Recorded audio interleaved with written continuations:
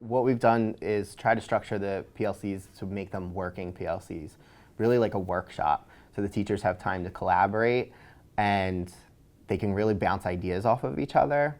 So they're not just sitting and not leaving with, we want them to leave with something. So they get to leave these PLCs with plans and action steps to enhance their skills block lessons for the following week.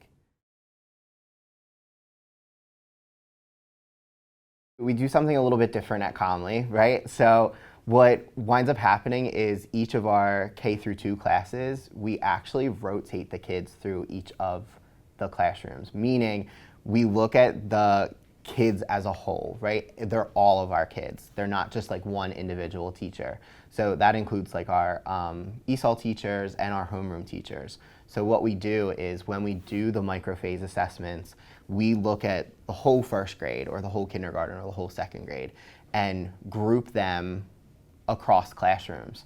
So once we group them across classrooms, then the teachers kind of get to decide which microphase that they feel comfortable with teaching, because everybody has their level of expertise.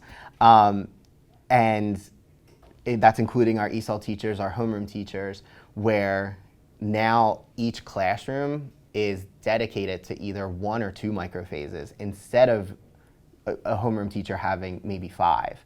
So it makes planning more intentional and a lot easier for a lot of the teachers.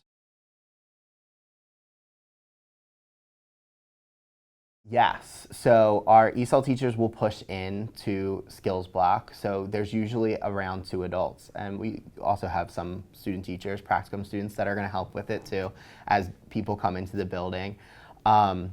So you know, we use the people power to help meet the needs of our students.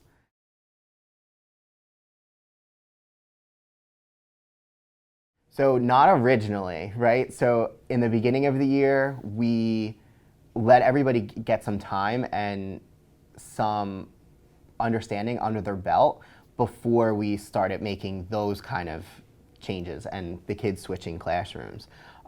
Luckily, we had done that prior in last year, where the kids had switched during like a win period. So we took that system, and once we had a better understanding of skills block, we took our old system and implemented it with the new curriculum.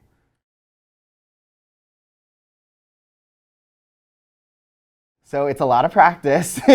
Luckily, we have a great administration here at Comley that allows us the time and the space to actually teach the kids how to do this. So we usually take about a week, right? Anytime we're doing like big changes, right? The groups are flexible, so that happens like throughout PLCs. We'll touch base and see which kids need to move, but any big changes usually happen after a microphase like the benchmark testing or STAR testing. The teachers sit and collaborate and decide on who's taking what group. We use PLC time for that, and it usually takes a couple PLCs for that to happen. But we also plan for how to teach them how to switch, where they're going. We come up with norms across the grade so that we know there's a hard stop of this is when we're moving, and it actually helps everybody be a lot more collaborative.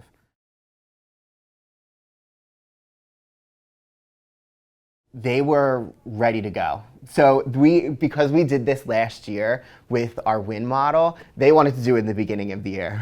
We weren't ready for that yet because we needed to really actually understand the curriculum. But even implementation, we have some new teachers too, and it's a little scary at first because the kids that you're responsible for are going to another teacher.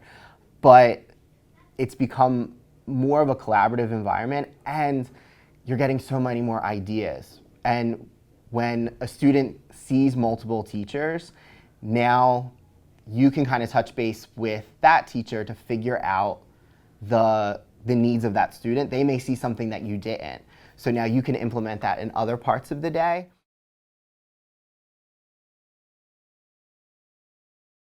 We're able to really target the microphases, right? And I think having only a certain amount of microphases in a classroom, we can really differentiate for our students. We have a high ESOL population here, so we know that there's tons of scaffolds that need to be put in place, tons of differentiation that needs to be put in place for those students, all of our students.